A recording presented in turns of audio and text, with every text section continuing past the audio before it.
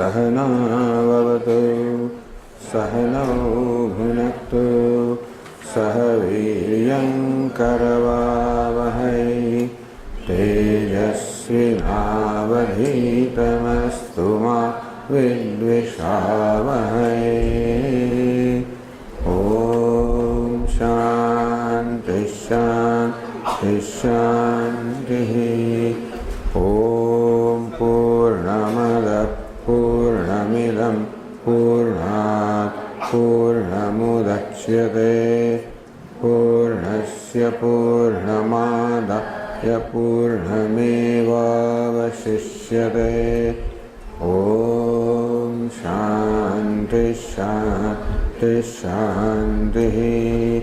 ॐ आप्यायन्तु ममाङ्गानि वाक्प्राणश्चक्षुश्रोत्रमथो बलमिन्द्रियाणि च सर्वाणि सर्वं ब्रह्म उपनिषदं माहं ब्रह्म निराकुर्याम् मा ब्रह्म निराकरोत् अनिराकरणमस्त्वनिराकरणं मे अस्तु तदात्मनि निरतेय उपनिषत्सु धर्मास्ते मयि सन्तु ते मयि सन्तु।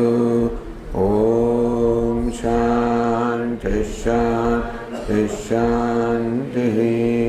श्रुतिस्मृतिपुराणानाम् आलयं करुणालयं नमामि भगवत्पादं शङ्करं लोकशङ्करं शङ्करं शङ्कराचार्यं केशवं बादरायणं सूत्रभाष्यकृतौ वन्दे भगवन्तौ पुनः पुनः। ईश्वरो गुरु मूर्तिभेदविभागिने व्योमवद्व्याप्तदेहाय दक्षिणामूर्तये नमः।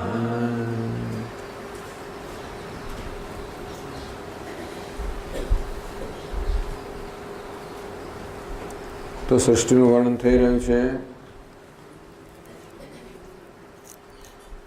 આરણ્ય ઋષિ અર્થાત ઉદ્દાલક ઋષિએ સૃષ્ટિનું 3 મહાભૂત રૂપે વર્ણન કર્યું।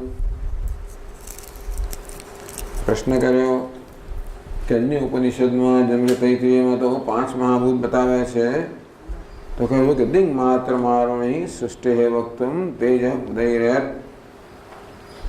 આરુણે બધું વિગતવાર વર્ણન ન કર્યું 5 મહાભૂતોનું।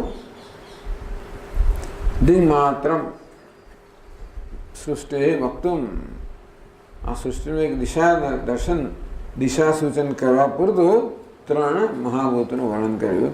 ટૂંકમાં ઉદ્દાલક ઋષિએ સૃષ્ટિનું એ પ્રકારે વર્ણન કર્યું જે આપણને બ્રહ્મનું જ્ઞાન પ્રાપ્ત કરવા પર્યાપ્ત છે। આગળ બતાવશે કારણ કે આ 3 મહાભૂત કયા છે? અગ્નિ, જળ અને પૃથ્વી, જે બધા ચાક્ષુષ અર્થાત ચક્ષુથી દૃશ્ય છે, 3ને આપણે જોઈ શકીએ છીએ। તો આ હકીકતનો ઉપયોગ કરીને શ્રુતિ આપણે બતાવશે આ સમગ્ર જગતનો મિથ્યાત્વ બતાવશે। આ માયા વડે મિથ્યા જગતનો આરોપ થયો, પછી એનો અપવાદ દ્વારા બતાવશે કે આ જગત મિથ્યા છે। એ જગતનું મિથ્યાત્વ બતાવવા માટે આ 3 ભૂતો પર્યાપ્ત છે, એટલા માટે એટલું વર્ણન કર્યું। એ આગળ પોતે શીખાશે। પછી તત્ તેજ અસૃજત, પછી તેજ એ તેજ અર્થાત અગ્નિ તત્વે આપ એટલે કે જળનું સર્જન કર્યું, જળ તત્વે પૃથ્વીનું સર્જન કર્યું। તેજસ અચેતનત્વે બી અગ્નિ તત્વ જે છે તો અચેતન છે, એ કેવી રીતે સર્જન કરી શકે, કેવી દીક્ષણ કરી શકે? તો સમજવું કે તેજ એટલે કે અગ્નિરૂપી ઉપાધિમાં રહેલા બ્રહ્મ વડે ઈક્ષણ થયું। તેજ કંચુકસ્યુતમ સદ્બ્રહ્મ પૂર્વક વીક્ષ્ય. ખરેખર તો એમ કહેવામાં આવે કે અગ્નિએ ઈક્ષણ કર્યું ત્યારે ખરેખર તો અગ્નિરૂપી ઉપાધિમાં કે અગ્નિરૂપી વેશમાં રહેલા તે જ તે અસત તત્વએ જ વાસ્તવમાં ચૈતન્યએ જ ઈક્ષણ કર્યું. સંકલ્પાત સસૃજે હિ અપહ, એણે અપહ એટલે કે જળનું સર્જન કર્યું. અપ કંચુકમ બ્રહ્મ પૃથ્વીમ અન્ન હેતુમ અકલ્પયત, અને પછી જળનું સર્જન થયું તો જળરૂપી રહેલા બ્રહ્મએ વળી પાછું ઈક્ષણ કર્યું અને પૃથ્વી તત્વનું સર્જન કર્યું. જે પૃથ્વી માટે ઉપનિષદનો અન્ન શબ્દનો પ્રયોગ છે. અન્ન કાર્ય છે, પૃથ્વી કારણ છે. પૃથ્વીમાં અન્ન ઉત્પન્ન થાય ને એટલે ત્યાં કારણ માટે કાર્યવાચી શબ્દનો પ્રયોગ થયો છે. તેજો બંને તેભ્ય દેહ બીજાની જગ્ઞરે, તો ત્રણ મહાભૂતનું સર્જન કરવાનું પ્રયોજન શું છે? ત્રણ પ્રકારના જીવો છે એની ઉત્પત્તિ અમારે થઈ શકે. તો ચાર પ્રકારના જીવોને બદલે ત્રણ પ્રકારના બતાવે. એ પણ લિંગ માત્ર, એ પણ દિશા સૂચન કરવા માટે. એક ત્રણ ત્રિપુટી સરસ લાગે છે. ત્રણ મહાભૂત, ત્રણ દેહ વગેરે, ત્રિવૃત્કરણ. અને એટલે આમ કહેવાય છે ચાર પ્રકારના શરીર, ચાર પ્રકારના જીવ, એને બદલે અહીંયા ત્રણ કહેવામાં આવ્યું. ચાર સમજી લેવાનું, ભલે ત્રણ મહાભૂત કયા, પાંચ સમજી લેવાના. જરાયુજ અંડજ ઉદ્ભિજાનીતિ બીજત્રયમ ખલુ.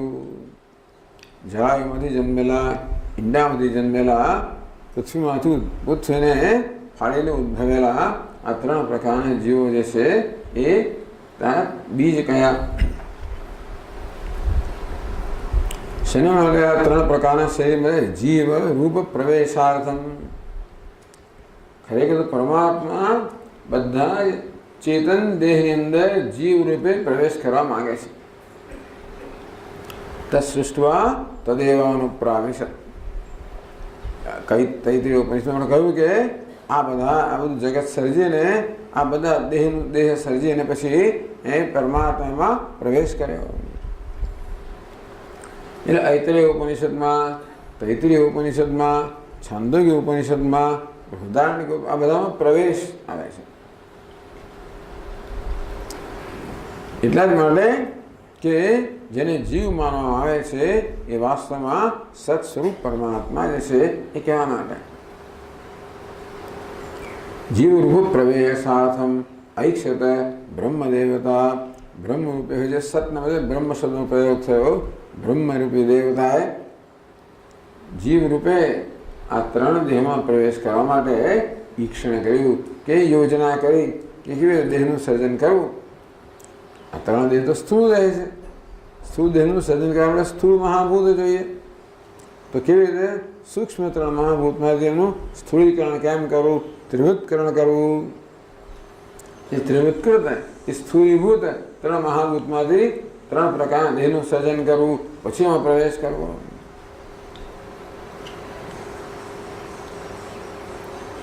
દૃષ્ટાભૂ ઇહોત્પન્ના તેજોબન્નાખ્ય દેવતા એકૈકામ ત્રિવંતાસુ કુર્વે દેહાદિસૃષ્ટે. પરમાત્મા વિચાર કરો કે દેહ વગેરેની સૃષ્ટિ માટે આ ત્રણ મહાભૂત સર્જાયા છે એનું ત્રિવૃત્કરણ કરીશ, એનું સ્થૂળીકરણ કરીશ. હવે આગળ હશે 51મા શ્લોકથી.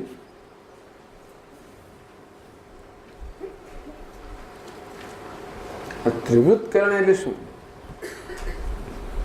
તો જો ટિપ્પણીમાં જો ત્રિવૃત્કરણ ત્રિપુટ કરવા આપણું ચાલો ત્રિપુટ એ કે છે ને એને એકમાં ત્રણ લાવવું. જ્યારે આ મહાભૂતની ઉત્પત્તિ ત્યારે પ્રત્યેક મહાભૂત શુદ્ધ હતા.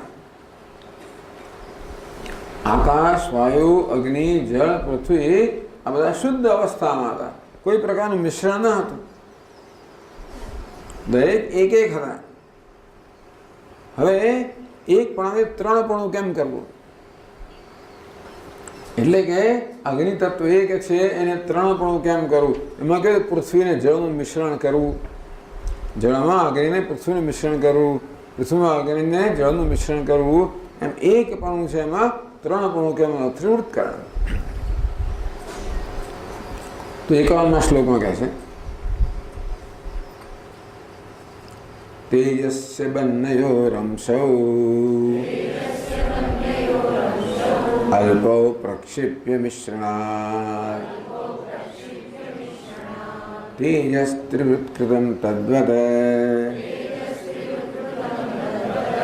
અન્યયોરપી યોજ્યતામ.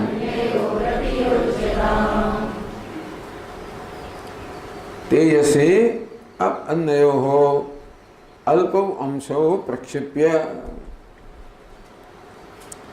તો કલ્પના કરો કે આ ત્રણ મહાભૂત છે અગ્નિ, જળ અને પૃથ્વી, એ પ્રત્યેક મહાભૂત પોતાની શુદ્ધ અવસ્થામાં છે. એમાં એક લો તેજસ એટલે કે અગ્નિ તત્વ લો. પછી પરમાત્માએ શું કર્યું? અગ્નિ તત્વના તમસ અંશને એ બધું વર્ણન એમાં નથી કર્યું લાગુ. પણ આપણે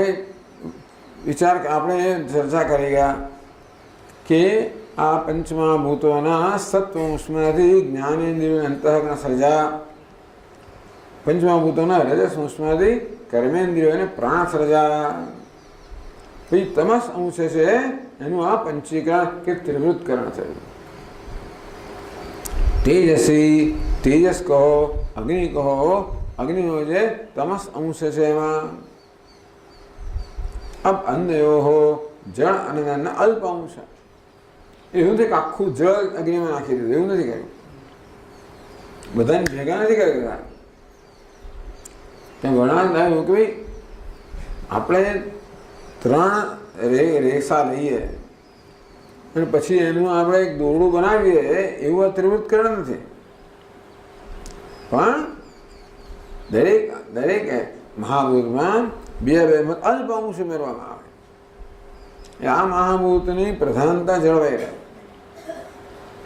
એટલે કે અગ્નિ જે તત્વ છે એમાં અલ્પ અંશ જળનો, અલ્પ અંશ પૃથ્વીનો ઉમેરે. એટલે હવે આપણે ત્રિવૃત્તકરણ થયું. આપણે અગ્નિ કહીએ એમાં અગ્નિ જોડે જળનો અંશ છે, પૃથ્વીનો અંશ છે. તેમ જે જળ તત્વ છે એમાં પૃથ્વીનો થોડોક અંશ નાખવામાં આવે, અગ્નિનો થોડોક અંશ ઉમેરવામાં આવે. એટલે ત્રણ પણ થઈ ગયું. મુખ્ય અંશ જળનો અને અગ્નિ અને પૃથ્વીનો અલ્પાંશ. એવી રીતે પૃથ્વીમાં અલ્પાંશ અગ્નિનો, અલ્પાંશ જળનો, મુખ્ય અંશ પૃથ્વીનો. આમ ત્રણ વસ્તુ ભેગી ટૂંકમાં આપણી પાસે ત્રણ વસ્તુ હોય. શું છે? મગની દાળ હોય, અને તુવેરની દાળ હોય, અને અડદની દાળ હોય. તો અત્યારે ત્રણેય શુદ્ધ છે. ખાલી તુવેર, ખાલી મગ ને ખાલી અડદ શું કરે? તું દાળમાં થોડોક મગની દાળ ઉમેરે, થોડીક અડદની દાળ ઉમેરે. પેલું પંચરવ દાળ બનાવે ને ઘણી વાર.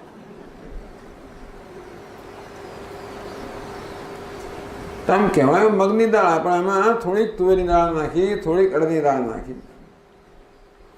પ્રધાન કેવું છે? મગની દાળ. એટલે આમ કહેવાય મગની દાળ, પણ અંદર તુવેર ને અડદના અંશ આવી ગયા. કોઈક દિવસ શું કરે? ચાલો આજે અડદની દાળ બનાવીએ, તો મુખ્ય અડદની દાળમાં થોડોક તુવેરનો અંશ ને થોડોક મગનો અંશ નાખી દે. અને ક્યારેક મુખ્ય છે એ તુવેરની દાળ, એમાં મગનો અંશ નાખે, અડદનો અંશ નાખે. આમ દરેક દાળનું ત્રણપણું થયું. પહેલાં માત્ર તુવેરપણું જ હતું, એમાં થોડું મગપણું પણ આવ્યું અને અડદપણું પણ આવ્યું.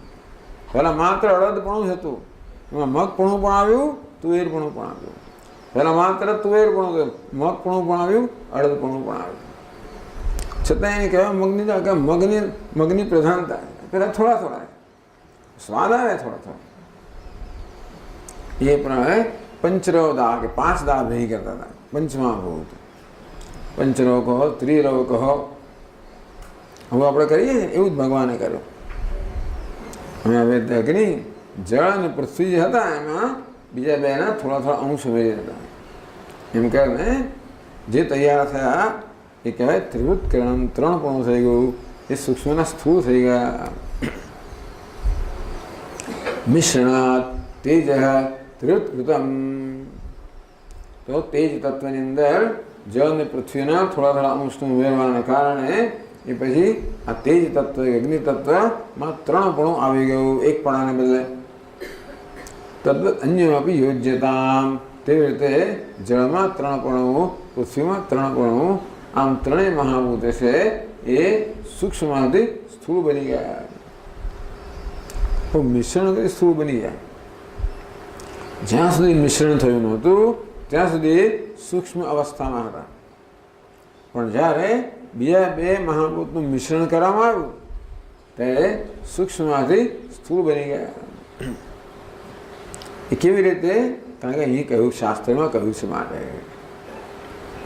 કેટલીક વસ્તુ આપણે દલીલથી સમજાવી શકીએ, કેટલામાં શાસ્ત્રમાં કહ્યું છે માટે આપણે સ્વીકારી લેવું પડે. પણ કશું જ થયું તો હશે, કારણ કે આપણને પંચ સ્થૂળ મહાભૂત જોવા મળે છે. સાથે આપણું સૂક્ષ્મ શરીર છે એ બતાવે છે કે પંચ મહાભૂત એમની સૂક્ષ્મ અવસ્થામાં હોવા જોઈએ, જેમાંથી સૂક્ષ્મ શરીરની ઉત્પત્તિ થઈ. આપણું સ્થૂળ શરીર પણ છે. સ્થૂળ શરીર ઉત્પત્તિ માટે સ્થૂળ પંચ મહાભૂત એટલે હોવા જોઈએ, તો જ આ સ્થૂળ શરીરની ઉત્પત્તિ થાય. જેમ થયું તેમ કહું, ટૂંકમાં આપણામાં સૂક્ષ્મ શરીર છે અને સ્થૂળ શરીર છે. સ્થૂળ શરીર માટે સ્થૂળ મહાભૂત જોઈએ, સૂક્ષ્મ શરીર માટે સૂક્ષ્મ મહાભૂત જોઈએ. આ તો આપણે સમજાવવા કહ્યું કે જો એકપણાનું ત્રણપણું થઈ જાય તો સૂક્ષ્મમાંથી સ્થૂળતા આવી જાય.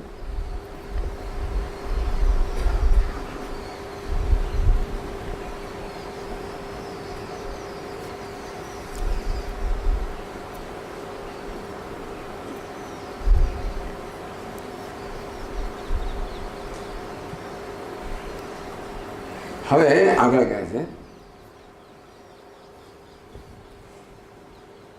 તેજો બંને સ્ત્રીવૃદ્ભૂતૈઃ અંડજાદિવ પુંસ્યયં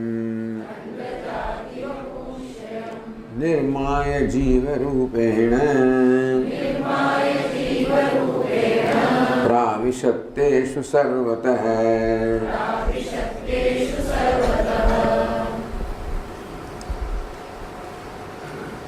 તેજો બંનેઃ ત્રિવૃદ્ભૂતૈઃ.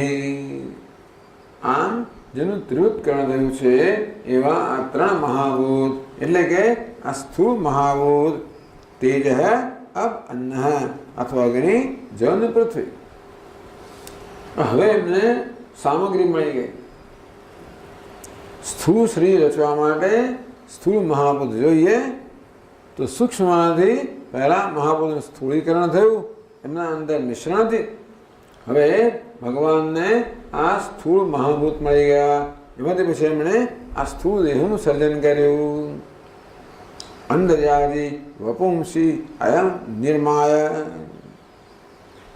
સ્થૂળ અવસ્થાને પ્રાપ્ત થયેલા એ ત્રણ મહાભૂતોમાંથી આ પરમાત્માએ ત્રણ પ્રકારના પહેલા દેહની રચના કરી. કયા ત્રણ પ્રકાર? અંડજમ, જરાયુજમ કે જીવજમ, ઉદ્ભિજમ. ઈંડામાંથી જન્મેલા, જરાયુમાંથી જન્મેલા, પૃથ્વીમાંથી જન્મેલા સ્થૂળ દેહો ભગવાને રચ્યા. પછી નિર્માય, આ પ્રકારે બધા સ્થૂળ દેહની રચના થઈ. જીવ રૂપેણ તેષુ પ્રાવિશત. પછી ભગવાને એ બધા દેહની અંદર જીવ રૂપે પ્રવેશ કર્યો. ક્યાંક વર્ણન આવે છે કે જેવી રીતે પક્ષીઓ માળામાં પ્રવેશ કરે, પહેલો માળો બનાવવામાં આવે પછી પક્ષી પ્રવેશ કરે. પહેલાં આપણે ઘર બનાવીએ પછી ઘર પ્રવેશ કરીએ ને. ગૃહ પ્રવેશ ક્યારે થાય? ઘર બન્યા પછી થાય ને. તેવી રીતે ભગવાને પેલા ઘર બનાવ્યા. કયા ઘર બનાવ્યા? આ બધા ભિન્ન ભિન્ન પ્રકારના અસંખ્ય બધા અસંખ્ય યોનિવાળા અસંખ્ય બધા દેહ બનાવ્યા. શેમાંથી બનાવ્યા? સ્થૂળ મહાભૂતમાં. હવે ઘર તૈયાર થઈ ગયું. એકલા ઘરને શું કરવાનું? સવારે વાત કરી ને, એકલું ઘર હોય પણ એમાં રહેનારો માણસ ના હોય તો ઘરનો શું ઉપયોગ? એર કન્ડિશનર છે, અંદર ઇન્ટરનેટ પણ છે, વોટ્સએપ પણ છે, ટેલિફોનો પણ છે, વોશિંગ મશીન છે, માઇક્રોવેવ છે, ડિશવોશર છે, બધી વસ્તુ તૈયાર છે.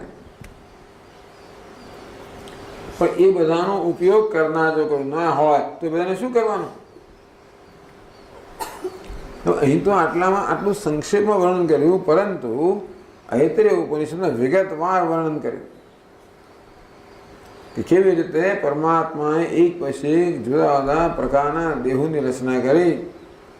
પહેલા એણે ગાયનો દેહ બનાવ્યો અને દેવતાનો દેખાડ્યો કે લો ગમે તે કે બહુ નથી ગમતા.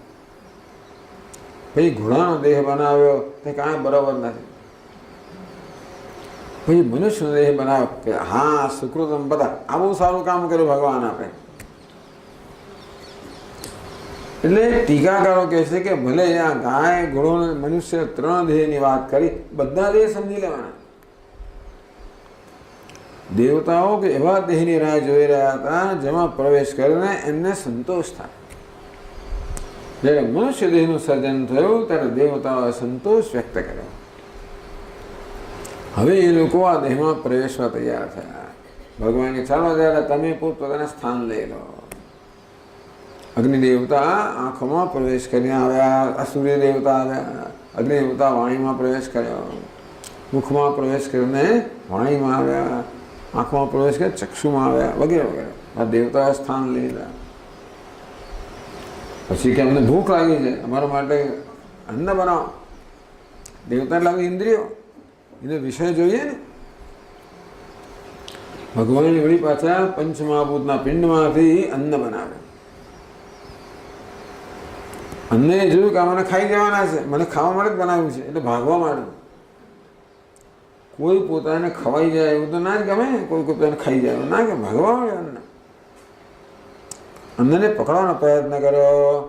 હે અન્ન એમ કરીને વાણીથી પકડવાનો પ્રયત્ન કર્યો. અન્ન ભાગ્યું, આવ્યું નહીં, હાથમાં ના આવ્યું. એને જોઈને પકડવાનો પ્રયત્ન કર્યો, સાંભળીને પકડવાનો પ્રયત્ન કર્યો, બહુ પ્રયત્ન કર્યા.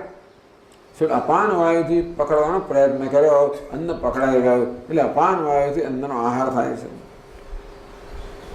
આમ અન્ન તૈયાર થયું. બધું ઇન્ફ્રાસ્ટ્રક્ચર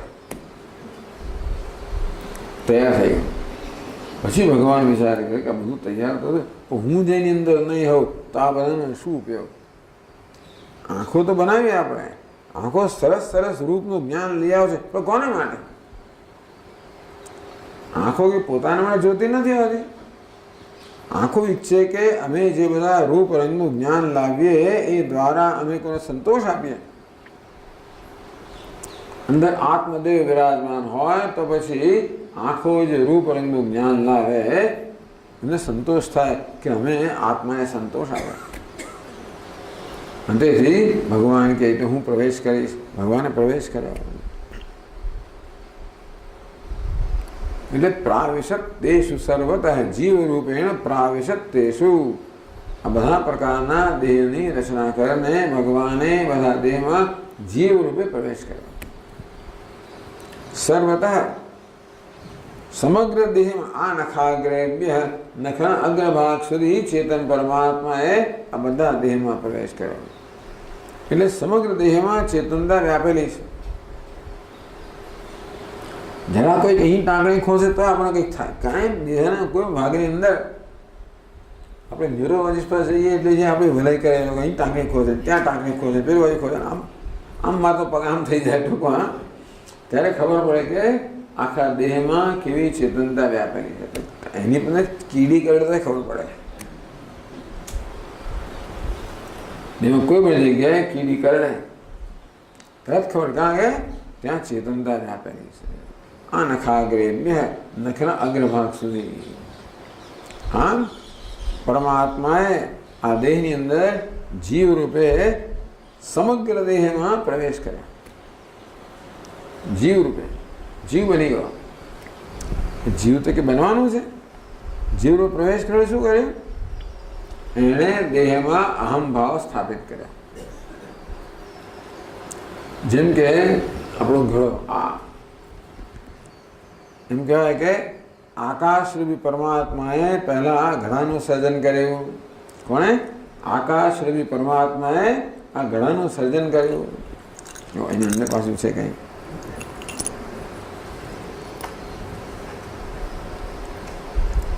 પછી આકાશને એમ લાગ્યું ઘડાની અંદર હું નહીં હોઉં તો આ ઘડાનો ઉપયોગ શું? એટલે એ આકાશે ઘડામાં પ્રવેશ કર્યો. કેવી કથા છે જો. આકાશ પરમાત્માએ ઘડાનું સર્જન કર્યું અને પછી આકાશમાં જીવ રૂપે પ્રવેશ કર્યો ઘડામાં. તમે વિચાર કરો કે આકાશ ઘડામાં પ્રવેશ કરી શકે? આપણે પ્રવેશ ક્યાં કરીએ? જ્યાં ન હોય ત્યાં પ્રવેશ થાય ને. ઘરમાં ક્યારે પ્રવેશ કરી શકીએ? ઘરમાં ન હોઈએ ત્યારે. તો આકાશ કે ઘડામાં પ્રવેશ કરી શકે? ઘડો બન્યો પહેલા આકાશ તો હતું જ ને. તેથી ઘડો બન્યો ત્યારે આકાશ છે એટલે આકાશ ક્યાં પ્રવેશ કરે? તો એ કહે છે કે આકાશે ઘડામાં જીવ રૂપે પ્રવેશ કર્યો. શું કર્યું? આકાશે આ ઘડામાં અહમ ભાવ સ્થાપિત કર્યો કે હું ઘટાકાશ છું.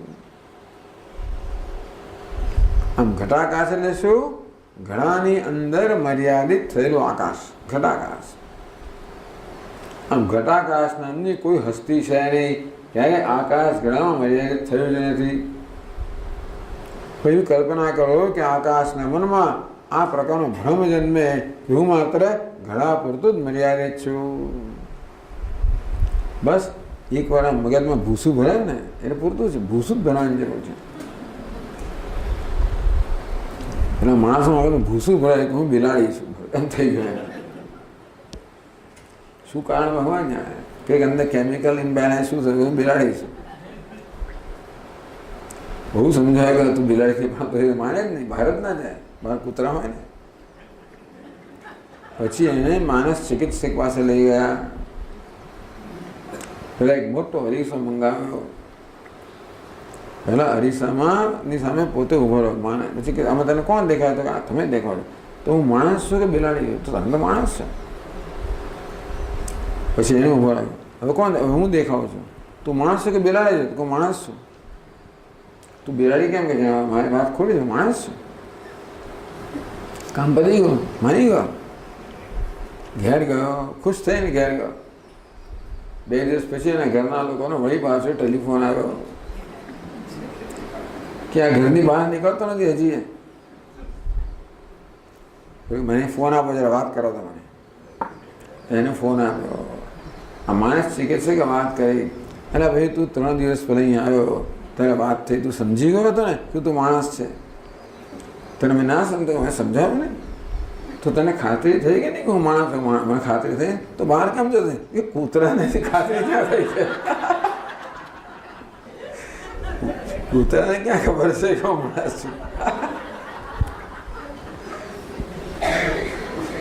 હું થાય એટલે ટૂંકમાં એક ભૂસું જ બનવાની જરૂર છે. ખરેખર એને બિલાડી હોવાની જરૂર નથી. હું બિલાડી છું એ પ્રકારે મગજમાં ભ્રમ ભરાઈ ગયો એ પૂરતો છે. ભાઈ જાત જાતના ભ્રમ લોકોના મગજમાં ભરાઈ જતા હોય છે. આપણે બધામાં ભરાઈ ગયેલા છે. પણ આપણે બે હરખા, આપણે બે સરખા. આ હોય હરખા, આપણે બે સરખા. એવું છે. બધામાં એક સરખો ભ્રમ ભરાયો છે ને એટલે આપણે બધા એક જ જગ્યાએ. વાંધો નહીં. આપણા કરતાં વધારે ભ્રમ કશામાં ભરાય? આપણો બધામાં ભ્રમ છે. હું જીવ છું ભ્રમ તો છે જ. એટલે પરમાત્માએ દેહમાં પ્રવેશ કરેલો શું? પરમાત્મા છે જ ને. આકાશે ઘડામાં પ્રવેશ કર્યો એટલે શું? આકાશ તો ઘડામાં હતો જ. તો પ્રવેશ કર્યો એટલે શું? ઘડામાં અહમ ભાવ ધરાવવો. આ પ્રકારનો એક ભ્રમ જન્મવો. હું ઘટાકાશ છું. શું કામ એવું કર્યું? ભગવાન જાણે. શું કામ કર્યું? હવે શું કામ ભગવાન રચ્યું તો બેઠો મજા કરતો હતો એનો અંદર પ્રવેશ ને ક્યાં છે હું જીવ છું.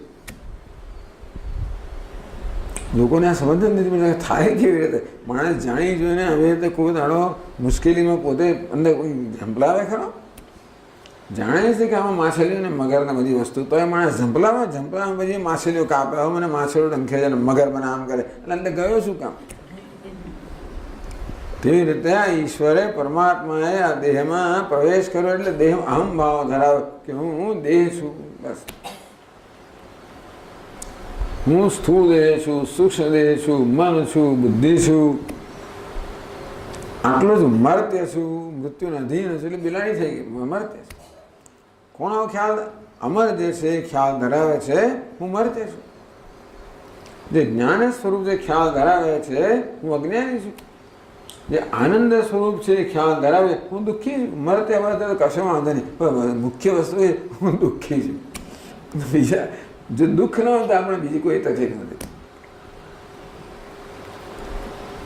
પણ મરવું એ દુઃખજનક છે. એટલા માટે આનંદ સ્વરૂપ પરમાત્માએ કોઈ કહેતે પોતાનામાં આ પ્રકારનો ભૂત ભરાવ્યું કે હું દુઃખી છું.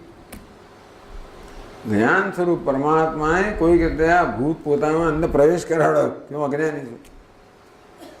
પરમાત્મા અમર છે કે હું મર્ત્ય છું, મૃત્યુને અધીન છું. બસ એક વાર થયું પછી તો બિચારો રવાડે ચડી ગયો.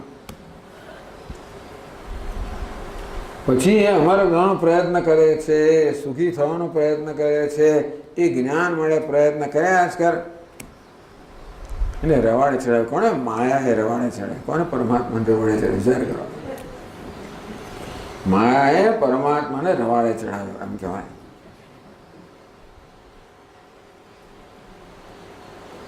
આવું તો કે હોય સાહેબ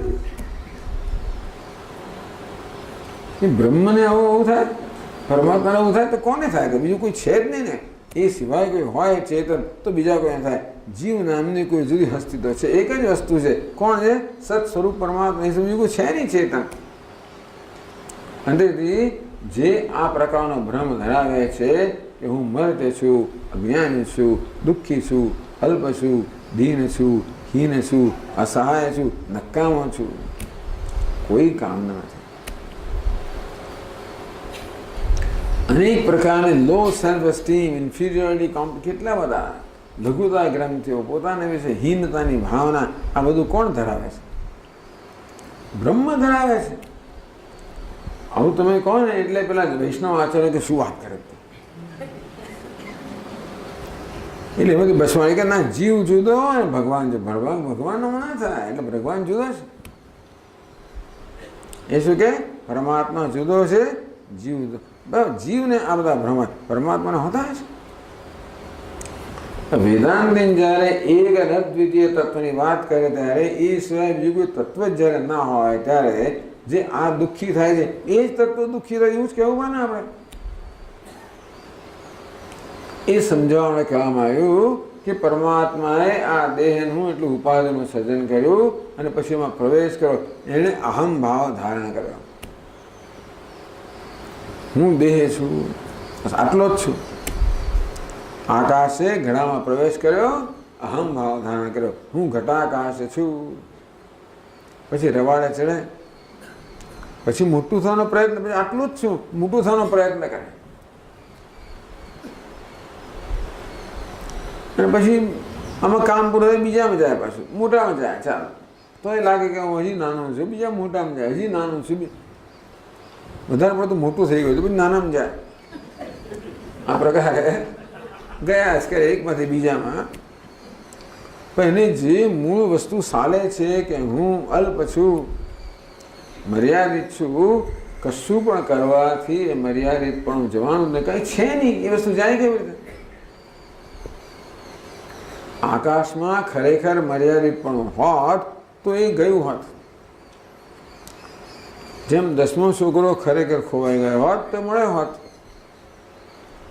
એ ખોવાઈ જ નથી ગયો, મળે કેવી રીતે? એટલે વેદાંતિન કહે કે જો હું જીવ છું એ માત્ર ભ્રમ છે, એથી વધીને કાંઈ જ નથી. એ કહેવા માટે આ બધી કથા કરી. ભગવાન પરમાત્માએ આ દેહમાં પ્રવેશ કરીને એટલે કે અહમ ભાવ ધારણ કર્યો અને પોતાને દેહ જેવડો માને છે, પોતાને જીવ માને છે, એ આ શેના માટે આટલું લાંબુ વર્ણન કર્યું? એ કહેવા માટે કે જે પોતાને જીવ માને છે એ વાસ્તવમાં પરમાત્મા છે. જે દસમાને ખોવાયેલો માને છે એ વાસ્તવમાં દસમો છે.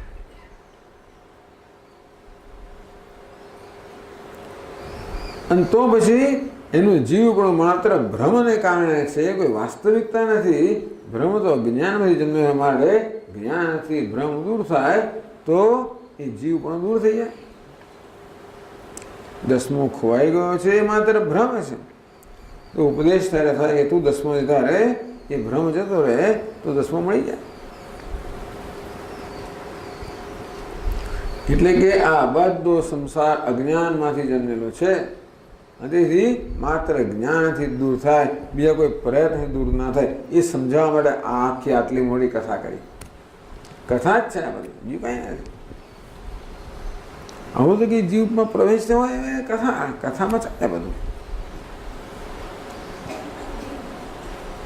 તુલસીદાસજી વર્ણન કરે કે કેટલા કરોડો વાનર હતા, કે એનું સંખ્યા જ્યારે જોતો કે આપણે જાણતા નહીં, કરોડ તો કંઈ જ નથી. કેટલી બધી કેટલી કંઈ ખરવાના કેટલા બધા ગણ્યા નહીં, એટલા જાત જાતના રંગબેરંગી વાનરો, એટલા બધા રીંછોના બધું એ ક્યાં ઊભા રહેતા હશે બિચારા. જગ્યા આખું હિન્દુસ્તાન પણ પૂરતું ના થાય. તમે ખરેખર આમ જોવા જાઓ એટલા માણસને કેટલી જગ્યા જોઈએ.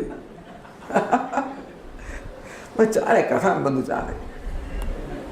કેટલા ફળ જોઈએ વિચાર કરો. બધા ફળ ખાધા ક્યાંથી લાવે, પણ એવું તો વિચાર નહીં કરો. તે તો આમાં આવું તો કે હોય એવો વિચાર નહીં કરવાનો. એને પ્રવેશ કર્યો અને હવે બિચારો દુઃખી થઈ રહ્યો છે કોઈ કારણ વગર. એટલે કારણ વગરનું દુઃખ છે એ સમજાવવા માટે આ કથા છે.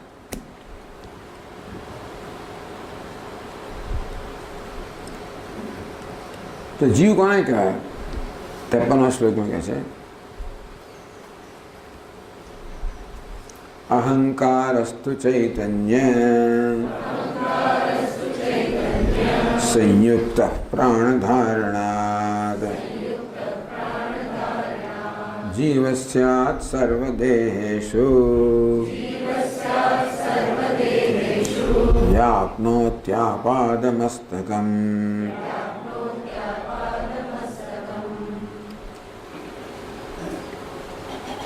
ચૈતન્ય સંયુક્ત અહંકાર જીવસ્યાત. અહંકારને જીવ કહેવામાં આવે છે. અહંકાર હું પણ. અહંકાર કોને કહેવાય?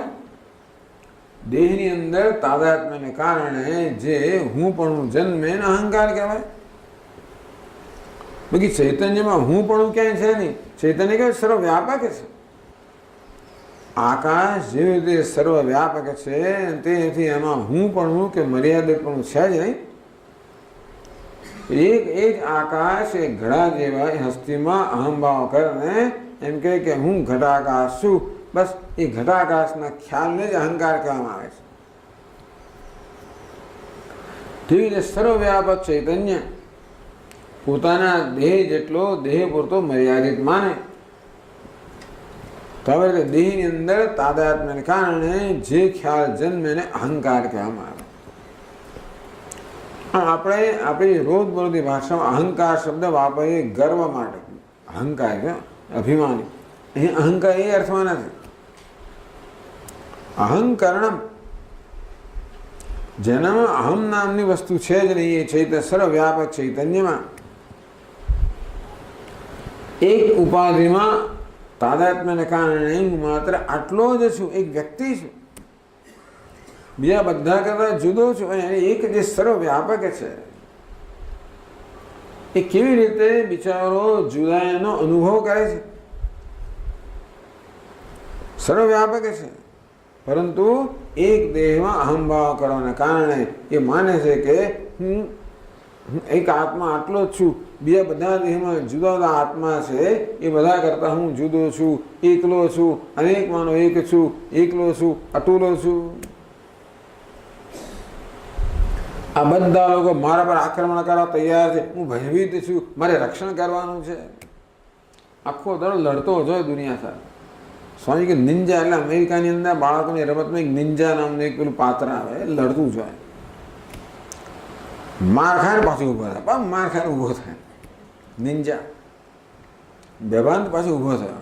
આપણે પેલા રાક્ષસો હોય ને પેલા હા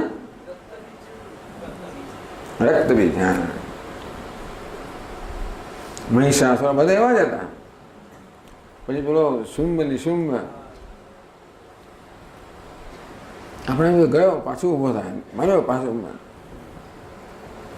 નિંજા બિચારો જીવાત્મા જ્યારે તો લડતો છો, એની બિચારને બહુ અસલામ ભય બહુ લાગે છે કે બહુ અલ્પ છે ને, આટલી બધી વિશાળ દુનિયા ને હું તો એમાં આટલો એકલો અટુલો, મારે મારું રક્ષણ કરવાનું છે, બધા લોકો મારા પર આક્રમણ કરવા, એવું જ લાગે આ પેલો આક્રમણ કરે છે, પેલો મારું ખાઈ જાય છે, પેલો મારું લઈ જાય, પેલો જૂટવી જાય છે, ચાલે બાજુથી એને પોતાનું રક્ષણ કરવાનું.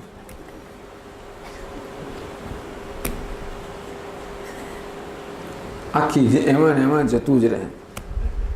એક મર્યાદાથી આ પૂરું થાય તો આ જ સંસ્કાર લઈને વળી પાછો બીજા દેહમાં જન્મે, એટલે આ જ કરે પાછો, જેવા સંસ્કાર એવું જ કરે ને પાછો.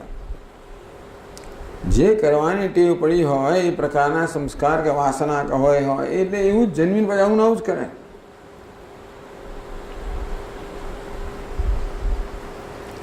આટલો નિત્ય શુદ્ધ બુદ્ધ મુક્ત પરમાત્મા, એની આવી કફોડી હાલત થઈ ગઈ. એક ઉપાધિમાં તાદાત્મ્ય અહમ ભાવને કારણે હું આટલો જ છું. આ પ્રકારે તાદાત્મ્યમાંથી જન્મનારી આવી અત્યંત અલ્પતાની જે વૃત્તિ છે એને અહંકાર કહેવાય. અહમ હું. એ અહમ વૃત્તિ પણ જળ છે, ચૈતન્ય સંયુક્ત હૈ. અહમ વૃત્તિમાં ચૈતન્યનું પ્રતિબિંબ પડે એને ચિદાભાસ કહેવામાં આવે, એને જીવ કહેવામાં આવ્યો. માત્ર અહમ વૃત્તિ નહીં, અહમ વૃત્તિમાં ચૈતન્યનું પ્રતિબિંબ પડે, અહમ વૃત્તિ ચેતનવંતી બની જાય. એટલે કે અહંકારની અંદર બે અંશ છે, ચેતન અંશ પણ છે અને જળ અંશ પણ છે. આપણે હું કહીએ ને, હું એટલે અહંકાર, જેને આપણે હું કહીએ છીએ એ જ અહંકાર. હું એમ સતત આપણા હૃદયની અંદર સ્ફૂરતો હોય છે અહંકાર. એ અહંકારમાં બે અંશ છે, ચેતન અંશ છે અને જળ અંશ પણ છે. ચેતન અંશ કેમ છે? સતત સ્ફુરિત થતો હોય છે. જળ અંશ કેમ છે? કારણ કે વિકારી છે, હમણાં કરતા પછી ભોગતા પછી સુખી પછી દુઃખી, આમ સતત અહંકારમાં જે વિકાર અંશ છે એ જડતાનો અંશ છે, પણ જે ચેતન અંશ છે ચૈતન્યનો અંશ છે. આમ જેવી રીતે લોખંડનો ગોળાને આપણે ભઠ્ઠીમાં તપાવીને લાલ ચોળ બની જાય, એને આગનો ગોળો કહીએ. આગના ગોળામાં લોખંડ અને આ આગ એટલે બંનેનો સંયોગ છે. તેવી રીતે આ લોખંડના ગોળા અહમ વૃત્તિ છે એ લોખંડના ગોળાને સ્થાને છે, અને ચૈતન્ય છે અગ્નિના સ્થાને છે. જેમ લોખંડના ગોળા અગ્નિમાંથી આગનો ગોળો બન્યો, તેવી રીતે અહમ વૃત્તિને ચૈતન્યના સંયોગથી અહંકાર બન્યો, જીવ બન્યો. અહંકારને જીવ કહે છે. એને જીવ કેમ કહે છે? પ્રાણ ધારણા જીવ સ્યાત. આ જીવ શબ્દ છે ને એ જીવ ધાતુમાંથી જ બનેલો છે. જીવ પ્રાણ ધારણે, જે પ્રાણ ધારણ કરે એને જીવ કહેવાય. જીવ પ્રાણ ધારણ કરવાના અર્થમાં છે. તો જ્યાં સુધી જીવ આ દેહમાં હોય ત્યાં સુધી આ દેહમાં પ્રાણ હોય. જીવ નીકળી જાય એ પ્રાણ રહે નહીં. એ પણ એટલે ટૂંકમાં આ જીવ છે કે અહંકાર સાથે સંયુક્ત ચૈતન્ય છે એ હોય ત્યાં સુધી પ્રાણ અહીંયા હોય. જીવ જતો રહે, પ્રાણ પણ જતો રહે. એટલે એ કારણ કે આ જીવ છે આ પ્રાણને ધારણ કરે છે માટે એને, એટલે અહંકાર પ્રાણને ધારણ માટે અહંકારને જીવ કહેવામાં આવે છે. જીવ સ્યાત વ્યાવહારિક ઇહલોક પરલોક ગામી એવું કહેવામાં આવ્યું. વેદાંત સમય કે આ જીવાત્મા છે ને ઇહલોક એ બધું કર્મ કરનારો છે. આ બધું કર્મ કોણ કરે છે? જીવ. એ આ પ્રકારનો ભ્રમ છે. હું કરતા છું, ભોગતા છું, સુખી છું, દુઃખી છું, આવા પ્રકારના ભ્રમ કોણ છે? જીવાત્મા કહો, અહંકાર કહો, ક્યારેક ચિદાભાસ કહો, જુદા નામ છે. જે કર્મ કરે એને કર્મફળ ભોગવવું જ પડે. એટલે અહંકાર કે જીવાત્મા ભિન્ન ભિન્ન પ્રકારના કર્મ કરે છે. હું કર્મ કરું છું એ પ્રકારના, માત્ર કર્મ કરવું એ પર્યાપ્ત નથી. હું કરું છું, હું કરું એ પ્રકારની વૃત્તિ, એ પ્રકારના ખ્યાલથી આ અહંકાર કર્મ કરે છે. એટલે કર્તૃત્વ છે, માટે એનામાં ભોક્તૃત્વ છે. કર્મ કરીને કર્મફળ ઉત્પન્ન કરે છે, એને ભોગવવા વળી પાછું બે દેહનું સર્જન કરે છે, વળી પાછું કર્મ કરે. કર્મથી દેહ પ્રાપ્ત થયો, દેહથી કર્મ કરે, પછી બીજો દેહ પ્રાપ્ત ત્યાં વળી કર્મ કરે. ભગવાને સરસ હેતુ ફલાત્મક સંસાર ઊભો કરી દો. સંસાર રવાને ચડાવી દીધો. જન્મો જન્મ ચાલે. જો આપણે આપણા જીવન પર કશું વિચાર ન કરીએ તો ચાલ્યા જ કરે. અશ્વત્થમેનમ સુવિરૂઢ મૂલમ. આ સંસાર અશ્વત્થ, સંસારરૂપી પીપળ વૃક્ષ છે. એના મૂળ અત્યંત ઊંડા ને દ્રઢ થઈ ગયા છે. અશ્વત્થમ પ્રહ અવ્યયમ. જો એના મૂળને કાપવામાં ના આવે તો આ વૃક્ષ તો ચાલ્યા જ કરશે.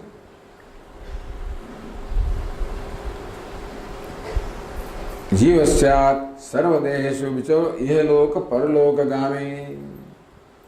ક્યારેક ઘણા બધા પુણ્ય કર્મ કરે ત્યારે સ્વર્ગમાં સ્થાન મળે, ક્યારેક બહુ પાપ કર્મ કરે નરકમાં જવું પડે. કેટલી બધી યોનિમાં જે આટલા અનાદિકાળથી આ પ્રક્રિયા ચાલે. એટલે આપણે, હું માનું છું બધી 84 લાખ યોની બધામાં આપણે ગયા હોઈશું. ક્યારેક ક્યારેક ગયા હોઈશું. ક્યારેક મચ્છર બનાવીશું, ક્યારેક માખડ બનાવીશું. અત્યારે માખડ માનીએ છીએ તો ફરી માખડ બનીશું. અત્યારે મચ્છરમાં તો ફરી મચ્છર બનીશું. માખીમાં તો માખી બનીશું. જેવું કર્મ કરીએ તેવું પામીએ. એટલે આપણે જાત જાતના બધા અનેક કર્મો કર્યા છે, અનેક પરાક્રમો કર્યા છે, સારા અને ખરાબ. એ સારી ખરાબ બધી યોનિમાંથી આપણે પસાર થયા હોવા જોઈએ. એટલે બધા થોડા અંશ આપણામાં છે. મચ્છરનો એક અંશ છે, માખીનો છે, થોડો ડંખ પણ મારીએ, ક્યારેક ફૂંફાળા પણ મારીએ, ક્યારેક ભસીએ પણ, બધું કરતા હોય છે ને આપણે.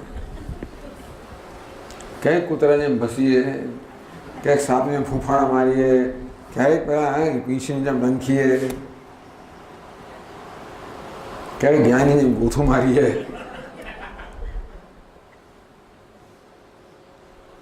એક ભેંસ ગોથા નથી મારતો ખરેખર. ભેંસ ગોથા મારે સાંભળ્યું છે? ગોથા તો ગાય જ મારે છે. ભલે બહુ પૂજનીય છે પણ દૂર રહ્યો એનાથી.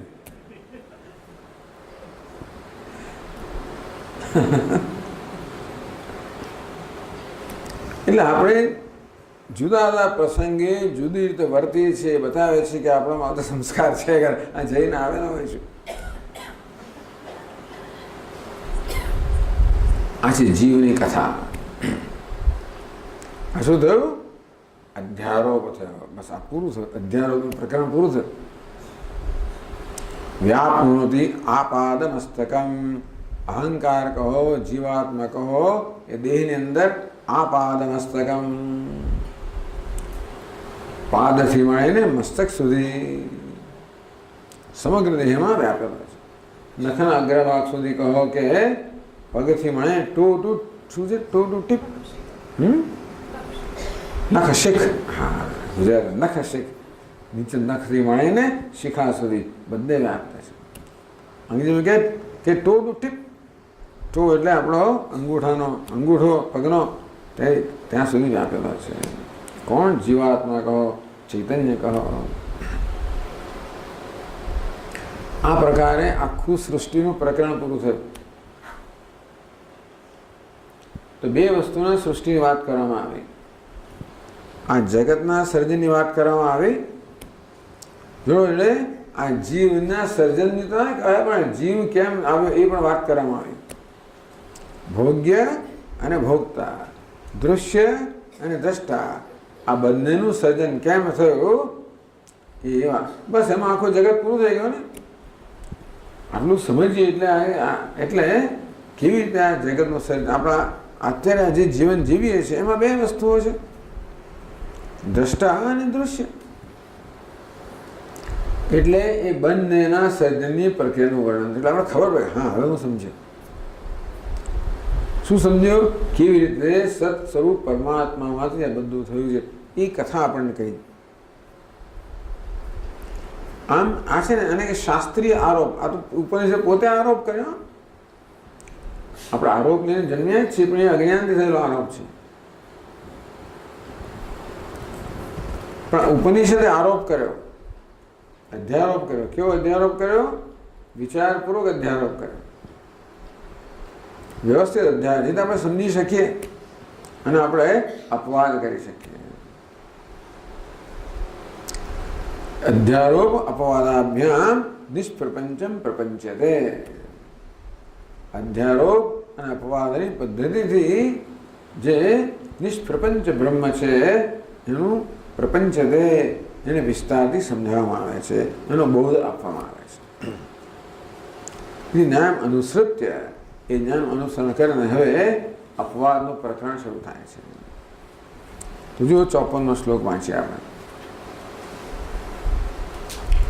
સદ્વસ્તુન્યેવમારોપ્ય સંસારો માયયા કૃતઃ અવિચાર કૃતારોપ નિવૃત્ત્યર્થમ વિચાર્યતા. સદ્વસ્તુ એવું આરોપ્ય છે, આરોપ્ય છે ને આરોપાત, આટલી વસ્તુઓ છે.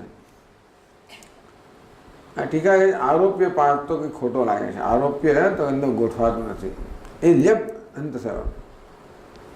આરોપ કરીને એવમ આ પ્રકારે સદવસ્તુની આરોપ્ય તો સંસાર આરોપ્ય થાય. એટલે આરોપ્ય એ અંદર ગોઠવાતું નથી. એટલે યપ પ્રત્યય આરોપ્ય એટલે યપ પ્રત્યય આરોપ્ય સંસાર એવું થાય. જેનો આરોપ થયો સંસાર માયા કૃત અથવા આરોપાત પણ થાય. આરોપ્ય યદંતસ્તુ સુયોજ, એટલે આ યત પ્રત્યય લગાવ્યો તો આરોપ્ય થાય. સદવસ્તુની એવમ આરોપ્ય સંસાર, આરોપ્ય પછી એનું વિશેષણ, સંસારનું વિશેષણ થશે. આરોપ્ય સંસાર માયા કૃત. સદવસ્તુની સત્સ્વરૂપ પરમાત્મામાં આ પ્રકારે માયા કૃત. આ સંસાર જે આરોપિત થયો છે એ માયાનું કાર્ય છે. એ તો આગળ આપણે ચર્ચા કરી. આખું સર્જન થયું છે માયાનું કાર્ય છે. અવિચાર કરતા આરોપ નિવૃત્ત્યર્થમ વિચાર્યતા. આપણે જે આરોપ કરીએ છીએ એ તો વિચાર વગરનો આરોપ કરીએ છીએ. આપણે આરોપ લઈને જન્મ્યા છીએ. આપણે કંઈ વિચાર નથી કે સવારમાં એક દાડો ઉઠીને વિચાર કર્યો ચાલ તને હવે આ દેહને હું કહું. એક દિવસ સવારમાં મેં લાંબો વિચાર્યું, શું નક્કી કર્યું? આ દેહમાં અહંભાવ સ્થાપિત કરવું. હું આનંદ સ્વરૂપ છું પણ હું દુઃખી મારી જાતને માની લઉં. એ વિચારનો નથી કર્યું. આપણે તો વિચાર્યા વગર જ માની જ લીધેલું છે. જન્મ્યા ત્યારથી આ પ્રકારના સંસ્કાર કહો કે વાસના કહો એ લઈને જ જન્મ્યા છે. દેહમાં અહંભાવ સ્વાભાવિક થતો હોય છે. એટલો બોધ કોઈ આપવો ના પડે. બાળક છે ને માં કહેજો આ તારા બાપ છે ને આ તારો ભાઈ છે ને આ તારી માં આ તારી બહેન છે વગેરે વગેરે. માને તો એવો તો બીજા બધાનું વખાણ કરાવવી પડે. પણ દેહ તું છે એવું કોઈ કહેવાની જરૂર નથી પડતી. એવો ઉપદેશ કોઈ આપે છે કોઈ માએ કહ્યું આ દેહ તું છે? નહીં. એને કહ્યા વગેરે જ હું જાણું છું કે આ દેહ તો હું જ છું. આ દેહ, ઇન્દ્રિયો, મન, બુદ્ધિ વગેરેની બનેલી ઉપાધિ હું છું એ તો કોઈનાએ કહ્યા વગર જાણું છું. અર્થાત કોઈનાએ કહ્યા વગર જ હું આપોઆપ જ આ ઉપાધિમાં અહંભાવ ધરાવું છું. એટલે કે ઉપાધિની મર્યાદાઓને મારી મર્યાદા માનું છું. ઉપાધિ અહમ ભાવ ધરાવો એટલે ઉપાધિની મર્યાદાઓને મારી મર્યાદા માનવી. જન્મ તો દેહનો થાય છે, પણ દેહને હું કહું એટલે એ મારો જન્મ થઈ ગયો, નથી તો એ થઈ ગયો જન્મ. હવે એમાં થાય છે શું થાય, ધારો કે આપણો દીકરો જાત જાતના પરાક્રમ કરી લાવ્યા હોય, મારો દીકરો છે એટલે પછી મારા પર આવે ને, મારો દીકરો છે અને તે પરાક્રમ કરી લાવ્યા હોય, મારો જમાઈ છે, ધારો કે દીકરાને છોડો, જમાઈ જાત જાતના પરાક્રમો કર્યા, લાખ ઉપયોગ કર્યો, કરોડો રૂપિયા બનાવ્યા, બધું કર્યું. મને ક્યારેક તો વળગવાનું જ છે ને, મારું છે એટલે. તેવી રીતે આ દેહને હું કહું એટલે આપોઆપ જ આ દેહની મર્યાદાઓ મારી મર્યાદા બની ગઈ. બુદ્ધિને હું કહું એટલે બુદ્ધિની મર્યાદા મારી મર્યાદા બની જાય.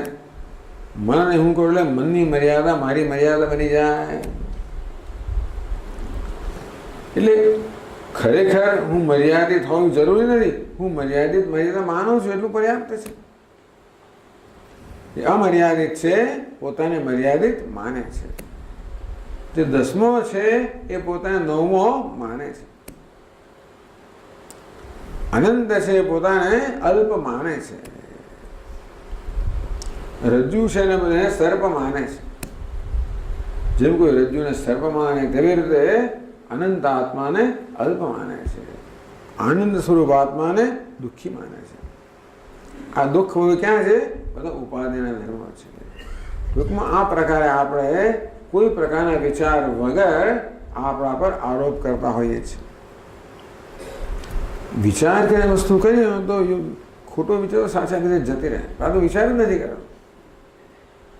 અવિચાર સિદ્ધ સંસાર એમ કહેવામાં આવ્યું કે આ સંસાર છે અવિચાર સિદ્ધ, વિચારના અભાવમાં કે ખોટા વિચારથી આ સંસાર સિદ્ધ થયો છે. અવિચાર કૃત આરોપ નિવૃત્ત્યર્થમ વિચાર્યતા. માયાએ સંસાર જગત તો ઊભું કર્યું, માયા દેહ પણ બનાવ્યો. અહમભાવ સ્થાપિત કરનાર હું છું, આ જગતને સત્યતા આપનાર હું છું, ઉપાધિને અહમ કહેનાર હું છું. કોઈ પ્રકારના વિચાર વગર વિચાર્યતા આમ આ રીતે હવે વિચારનું પ્રકરણ શરૂ થાય છે. અવિચારનું પ્રકરણ પૂરું થયું, વિચારનું પ્રકરણ પ્રારંભ થાય છે. ઓમ પૂર્ણમદ પૂર્ણમિદમ પૂર્ણાત પૂર્ણમુદચ્યતે પૂર્ણસ્ય પૂર્ણમાદાય પૂર્ણમેવાવશિષ્યતે. ઓમ શાંતિ શાંતિ શાંતિ. શંકરં શંકરાચાર્યં કેશવં બાદરાયણં સૂત્રભાષ્યકૃતૌ વંદે ભગવन्तौ પુનઃ પુનઃ. ઈશ્વરો ગુરુરાત્મેતિ મૂર્તિભેદવિભાગિને વ્યોમવદ્વ્યાપ્તદેહાય દક્ષિણામૂર્તયે નમઃ. ઓમ શાંતિ શાંતિ. હરિ ઓમ. શ્રી ગુરુભ્યો નમઃ. હરિ ઓમ.